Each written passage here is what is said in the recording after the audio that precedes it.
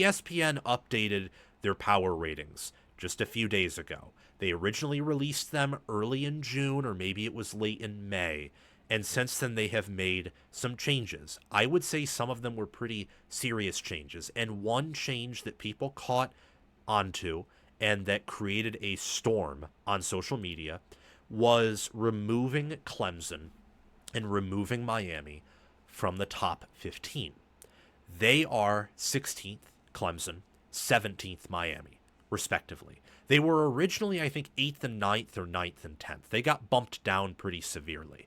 And USC went from being just around 20th to being inside the top 15, similar with Florida. So Florida and USC kind of got a boost.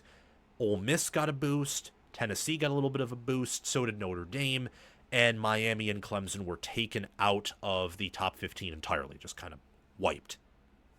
However, I want to talk about why I don't think that is exactly an atrocity. Originally, I sort of thought, yeah, ranking them that low is pretty atrocious. They're underrating them by quite a bit. But then I also remembered that FPI adjusts pretty quickly.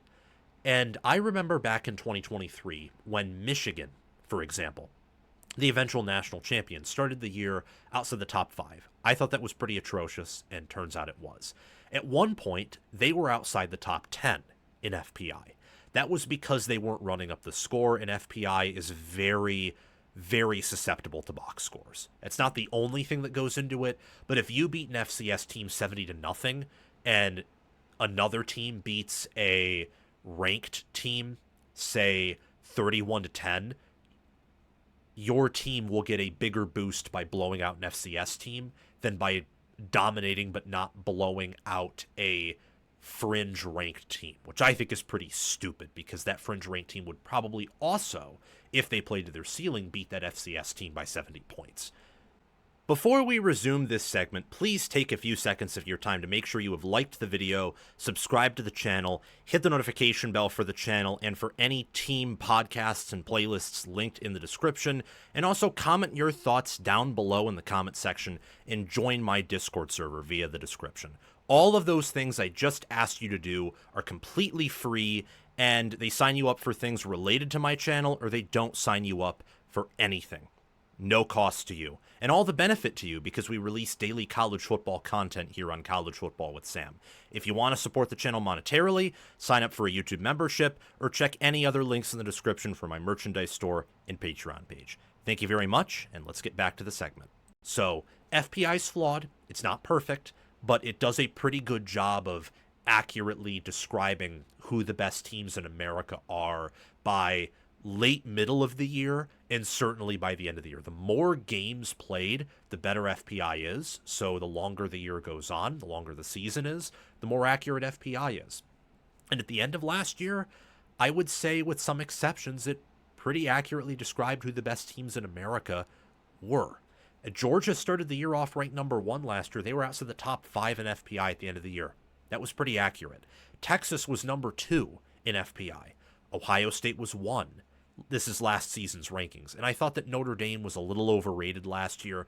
But again, they played a very easy schedule, and FPI is susceptible to box scores. So if you have an easier regular season schedule and you dominate the box score, which Notre Dame did, and the final score, well, then you're going to be rated highly, even if that's not exactly accurate. You have to have nuance with power ratings, because remember, these are computerized. They're meant to remove all bias, and since college football doesn't have perfect cross-referencing with its scheduling, sometimes having a bit of bias, or at least a bit of human eye, actually helps rather than hurts, as long as it's not too biased.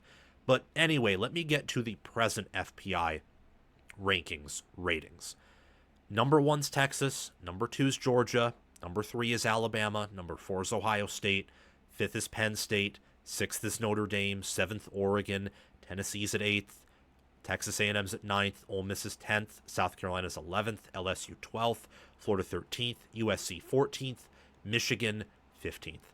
I actually don't have a massive problem here with a lot of these. I think the biggest issues I would have with this top 15 is I don't think Tennessee or Ole Miss belong inside a top 15.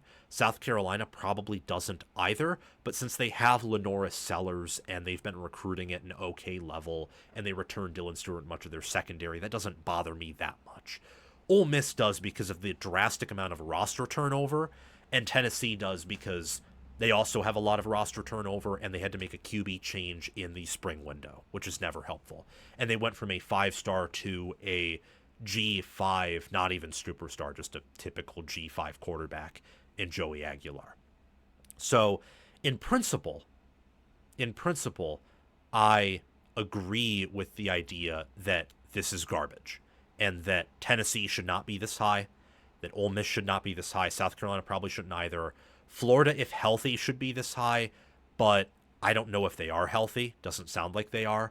I think USC, Michigan, LSU, and the entire top 7, and also A&M being inside the top 10 is pretty good. I would have Oregon ahead of Notre Dame, but that's more personal feelings rather than something that I can prove to you right now on paper, though I think I will end up being right on the fact that Notre Dame is not yet a national championship caliber team this season.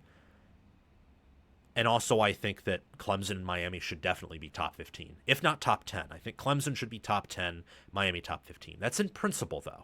In actuality, in reality, I think that this will all sort itself out. And I'm not really that concerned about it in actuality. I, for example, think that Penn State, for the entirety of this year, no matter what time, no matter how much experience is gained throughout the year, I think they would beat this Alabama team by double digits. I truly believe that. I think they would game control them to death. I think they would dominate them. And anyone who would say, well, what about Alabama's ceiling? I don't think Alabama's staff can tap into this team's ceiling. I think that schematically, with Ryan Grubb and Kalen DeBoer and Kane Womack, they can do a really good job of utilizing what they have. But their assistant coaches, what they inherited from Saban, and the fact that they've had a lot of turnover in the portal after Saban left, and really ever since he left, they had some turnover in this transfer portal cycle, makes me think that the talent factor for Alabama is a little bit more neutered than the naked eye might believe. So I think Penn State should be ahead of Alabama, but that will play itself out if I'm correct. Same thing with Ohio State being behind Alabama. I think Ohio State would handily beat this Alabama team. If that is true, this will play out in these ratings. So this whole thing about, it's biased towards the SEC. You're probably right on that. It's probably biased towards the SEC. But it will also play itself out. If the SEC has a down year, like they did last year, where Georgia finished ranked behind Penn State and ranked around Oregon and would have probably been a hefty underdog to Ohio State, Texas also hefty underdog to Ohio State, then all of this will play itself out. There's not that much to be concerned about here. These metrics do not have a massive impact on what the committee thinks and what decisions they make, for example. I think the committee will trend more towards being favorable towards the Big Ten and SEC this year, and I think if they could do it all over again, they'd probably put Alabama in over SMU, for example.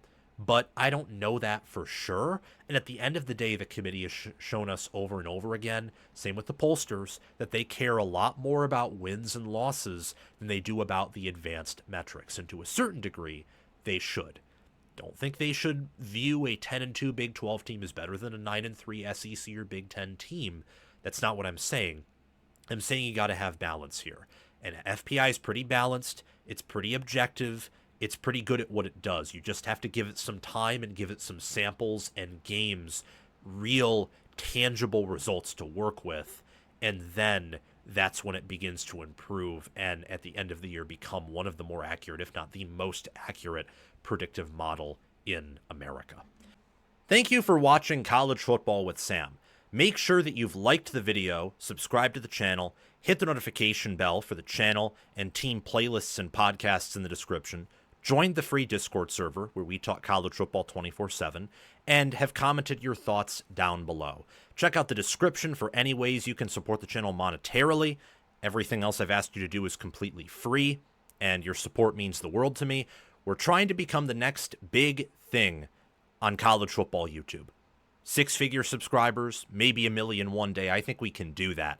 And also check out any videos or playlists, anything in these columns right here, where there will be videos and playlists. Yeah, you get the point. Have a fantastic day, and I will see you in the next one.